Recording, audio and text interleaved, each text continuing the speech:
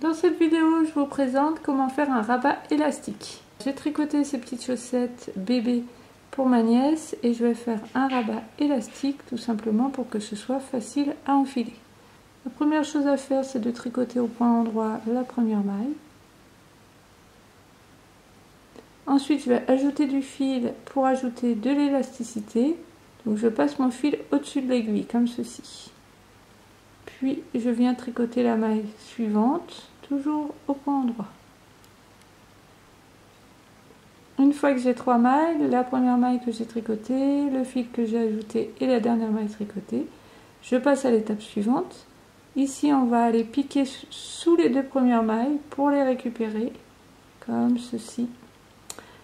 Et une fois que je les ai attrapées comme ceci, je vais les passer par-dessus la dernière maille tricotée pour les rabattre. Alors, le rabat se fait au bout de l'aiguille comme ceci.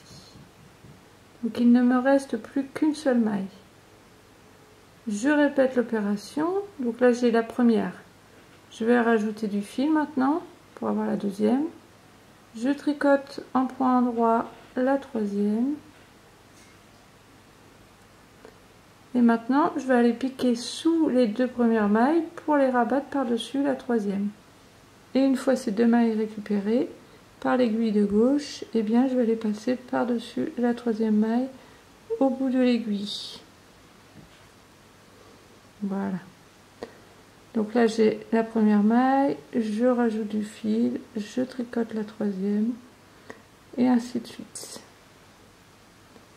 L'étape qui vous semblera la plus dure sera sans doute d'aller piquer les 2 petites mailles ici ensemble, donc sous les mailles.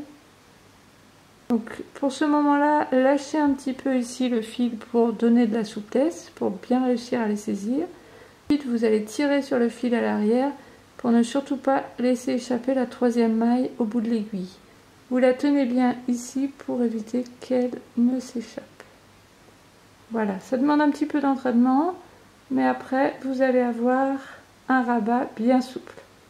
Ici j'ai terminé le rabat, vous pouvez donc voir ce que ça donne au niveau souplesse et au niveau esthétique. Si ces explications vous ont plu, je vous invite à vous abonner et surtout à rejoindre la Tricothèque.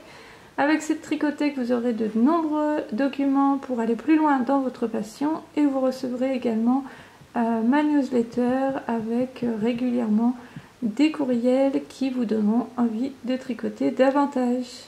Alors je vous dis à tout bientôt et bon tricot!